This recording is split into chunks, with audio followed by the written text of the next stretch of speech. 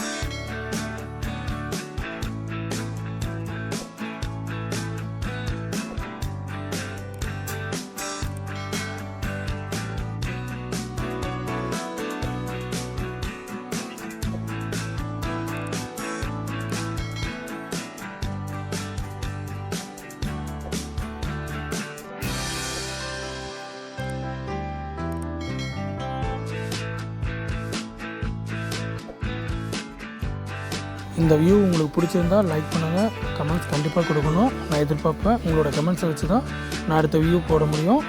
Thanks for வாட்சிங். Subscribe பண்ணி bell ஐக்கானே கிளிக் பண்ணிவிடுங்க.